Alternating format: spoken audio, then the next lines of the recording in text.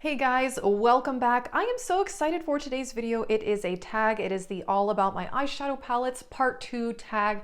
This was started by Samantha March and Ali Glines. I will link their videos in the description box. They did this video, I think it was sometime last year, and I did it at that time as well. Eyeshadow palettes are my favorite makeup product of all time. I just truly love eyeshadow. I recently did a palette collection and declutter. I will link that if you didn't see it. So I was excited when I saw this tag going around and I wanted to do it as well. If you're interested in the makeup I'm wearing, I did film this very Perry inspired look. So I will link that in the cards and in the description box, and let's get started. I also have an eyeshadow palette playlist that I will link as well with all of my eyeshadow palette related videos. I have quite a few on my channel. Like I said, I'm very passionate about palettes. So yeah, the first question is all-time favorite. This was very, very difficult. Obviously, I have 80 something eyeshadow palettes, but I did go with the Natasha Denona Green Brown palette. This is so beautiful and the formula is just impeccable on this one.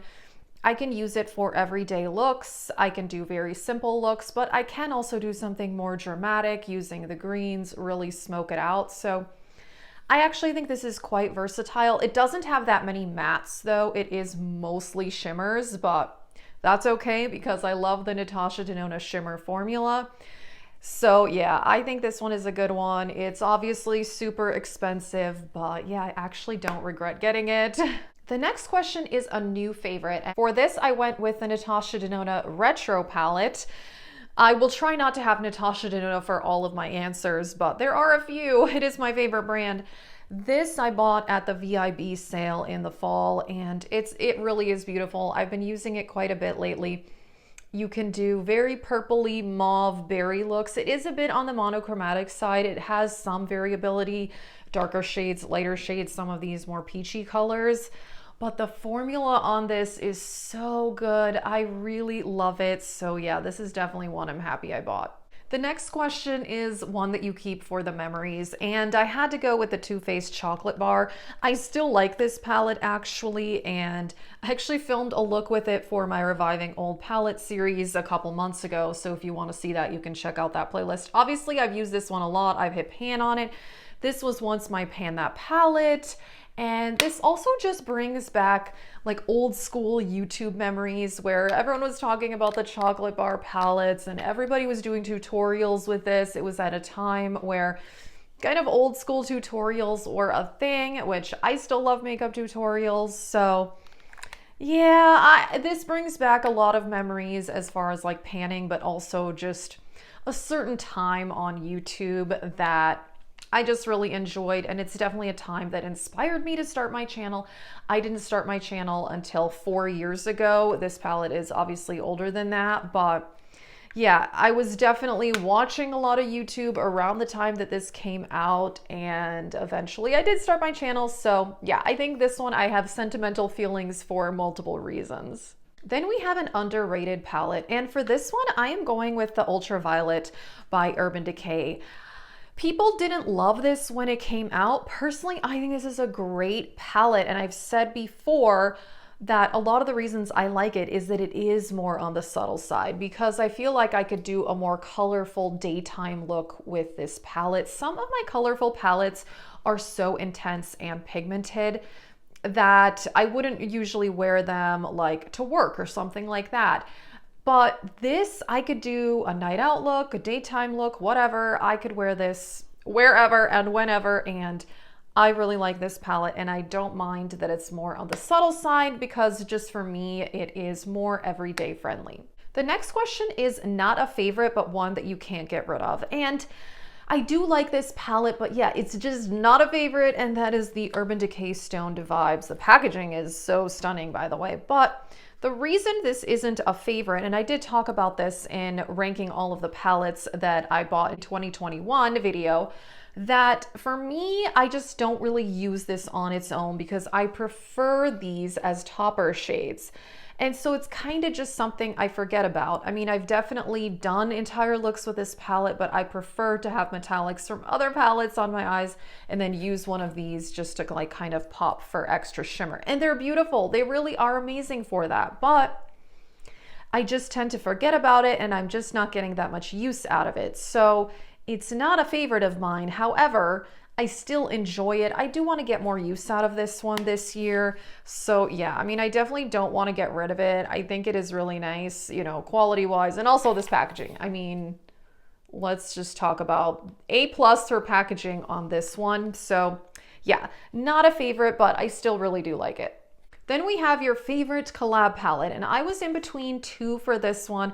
I could have also picked the ColourPop So Jaded because I really do like that one, but I decided to go with the Bailey Sarian Venice Fling by Estate Cosmetics palette.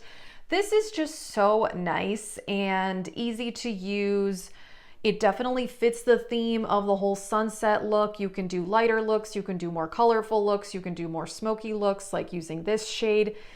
It's actually pretty versatile for a sunset or sunrise, whatever you want to call it, palette, and I just think it's really good. The quality is there. I love all the shadows.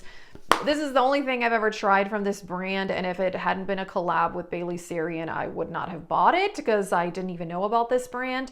But I actually think that the formula is good. The packaging is also really nice, simple. I like the design on the front, and yeah, this is a great palette. The next question is a palette that you got in 2021 that is your favorite, and I decided to go with Zendo.